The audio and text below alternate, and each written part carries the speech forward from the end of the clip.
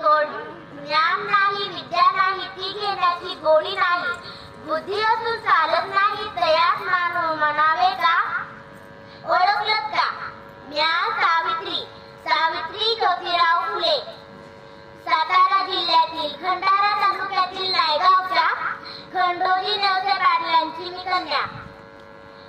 अवघ्या 9व्या वर्षी ज्योतिराव फुले नावाच्या माणसाशी माझं लग्न झालं आणि हळूहळू मला कळायला लागलं की ज्या माणसाशी माझं लग्न झालंय ना, तो कोणी सर्वसाधारण माणूस नाही, तर या जगाला ऊर्जा देणारे क्रांती सूर्यच आहे. त्यावेळी बायांना उमरा ओलांडण्याची पद्धत नव्हती.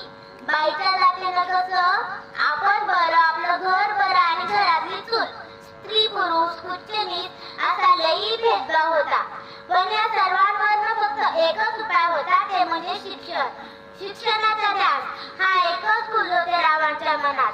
असंच एकदा शिक्षणाचा प्रसार करण्यासाठी एकदा शाळेत गेले होते आणि तेव्हा फरा नावाच्या ब्रिटिश मॅडम त्यांना म्हणाल्या, मिस्टर फुले, तुम्हाला शिक्षणाचा प्रसार करायचा आहे ना, so educated will women first, because if a woman educated, if a whole house will educated.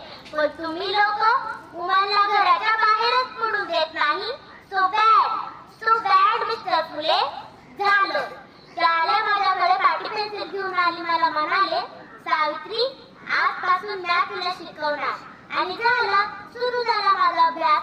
Bake बे, बेदोन चार, बेत्रिक सहा, काना मात्रा वेलांटी आकार उकार, सार सार. मी लिहायला शिकले, वाचायला शिकले आणि बघता बघता काव्य सुद्धा रचू लागले. आणि अशातच 1 जानेवारी, होय, शनिवार दिनांक 1 जानेवारी 1848 ला पुण्यातील भिडेवाडत आम्ही सर्वसामान्य मुलींसाठी पहिली शाळा सुरू केली आणि मी पहिली शिक्षिका आणि मुख्याध्यापिका सुद्धा. शेपटासारखा जगलात ना तर काम तमाम होईल, पण जर वाघासारखा जगलात तर नाम होईल. पण समाजाचा मतलब धर्म बुडाला म्हणून पोलपाय चालू होती.